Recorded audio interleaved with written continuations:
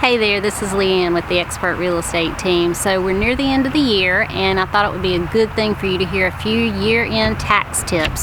So I met with Brian Jeter. He is my accountant and has been for several years, and let's listen to what he has to say. So whether you're young or young at heart, there's always things you can do to avoid the tax man.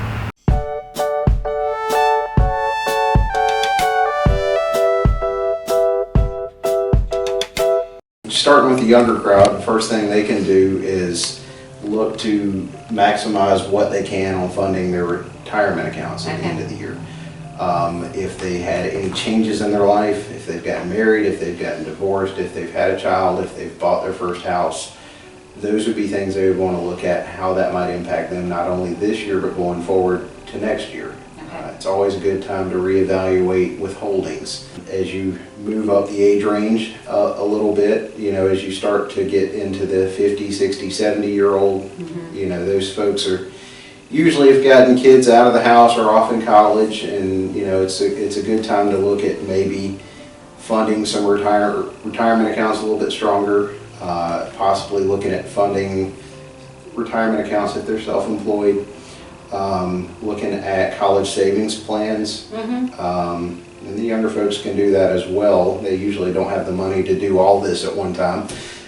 Usually when people get into their 40s and 50s is when they find that they maybe have a little more money to do these things. Sure.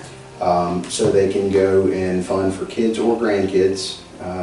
South Carolina offers a break on their 529 plans where they can put money back for college. It can be used at any college. They're not bound to just South Carolina colleges.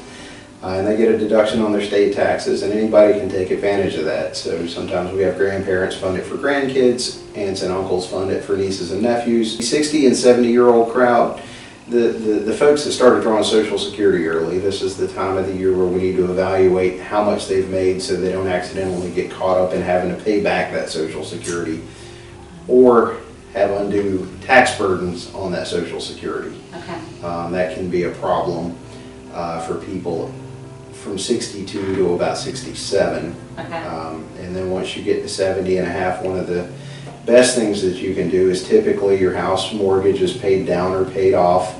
You have no more kids to deduct. You don't really have a lot of deductions, so those folks that make charitable contributions don't always get the benefit of them.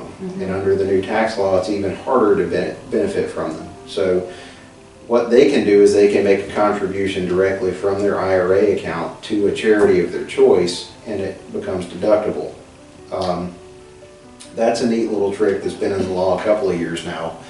And I always tell my clients it's not an excuse to run out there and give a bunch of money away, but if they were going to give money to their church or a university or something, this is a smarter way to do it so they get a tax benefit for doing it. There's a few particulars. It's got to come from the IRA, directly payable to the charity. Can't go to the person first, then to the charity. So some people don't like that aspect of it, but you know, if you're able to do it, and you're willing to do it and want to do it, it's not a bad plan. And just to reiterate, there's a particular way that you have to make donations, so talk to your tax advisor to make sure you're doing it the right way. If you don't have a tax advisor, I definitely recommend Lister, Jeter, and Lloyd, and you'll see their information on the screen. And if there's anything we can do for you at the Expert Real Estate Team, please reach out to us. We're always here to help. Have a great holiday season. If you like what you've heard, please subscribe to our channel, and we look forward to giving you more content.